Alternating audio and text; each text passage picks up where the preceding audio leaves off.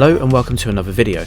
Firstly, a quick shout out to my brother at Nexus 7 for the tracks that you can hear. I've left these details in the description below if you're interested in his music and want to hear more. Also, if you enjoyed this video, please leave a like, subscribe and hit that notification bell for future updates. It will really help this channel to grow. With that out of the way, and as you've undoubtedly noticed by the videos I upload on Remnant From The Ashes, I tend to lean towards ranged builds. So for this video, I thought I'd try and mix it up a bit. No way! This build can keep elites and bosses staggered and cuts through trash mobs like a hot knife through butter. The beauty of this build is that the armour itself is a starter set, with the rest of the items being obtainable on Earth or ROM. That said, there is a reliance on RNG with the trinkets and mods, though the trinkets may boil down to preference. This makes it a fairly accessible early build that should be useful in a multiplayer setting too.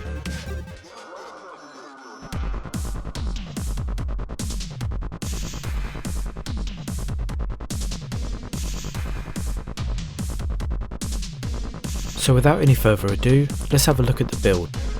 The build centres around two key components, the Scrapper Armour set and the Petrified Maul. As I mentioned earlier, the Scrapper Armour is a starter set, so can be obtained at the start or bought from the vendor. It provides a damage buff to enemies within 5 meters of you, but just as importantly, all of your stagger damage within this range is increased by 20%. Playing into this buff is the Petrified Maul, which is obtained by destroying the legs of the boss called the Ent on Earth. With my set, it provides a 48% chance to inflict 100% stagger damage or 100% chance on a heavy attack. I'm using the Twisted Idol, obtained by the Wailing Tree on Earth. If you come across it on Earth, simply start shooting it and start off a wave-based fight sequence that will reward you with the idol on completion. This provides a 25% armor effectiveness buff. The Root Circlet is found on Earth as well, in the Cult of the Root event.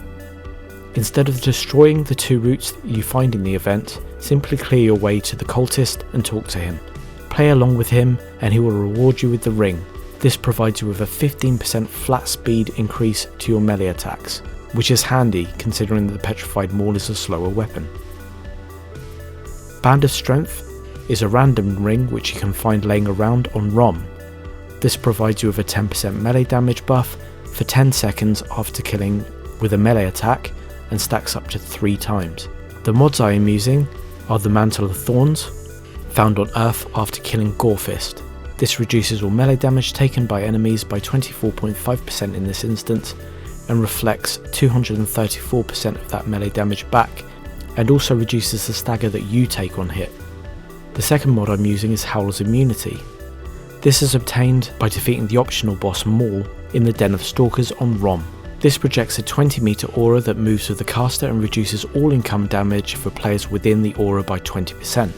I am using the SMG to dispatch things at range that are too dangerous to approach, but is also a very good way of boosting the mod charge rate.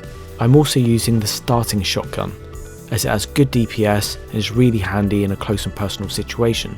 It's also good at doing a bit of damage as you're approaching melee range. My talents have changed a little bit since the last build video, with max vigor, endurance, XP gains, elemental resistance, weak point damage, crit damage, weapon handling, crit chance and ranged weapon damage.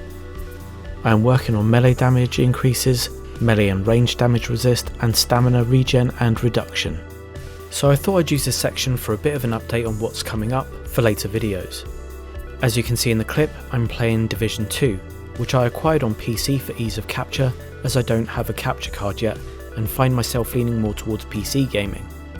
My gamertag and channel name were birthed from the clan that I played Division 2 with, which comprised mainly of co-workers and friends who mostly no longer play. Now all I really use the console for is to play Destiny 2 with my friend and brothers. I plan to bring build guides for Division 2 post Loot 2.0 changes, and also to see how the RPG mechanics and replayable content is in Year 2. The most common complaint about Division 2 at present is the lack of replayable content, so it will be interesting to see if they can turn this around. I'm still working on a 3-game series retrospective review, and I want to cover at some stage my favourite series of all time, Legacy of Kain.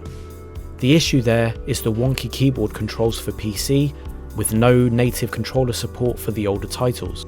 I hope you've enjoyed the video, and until next time, thanks for watching.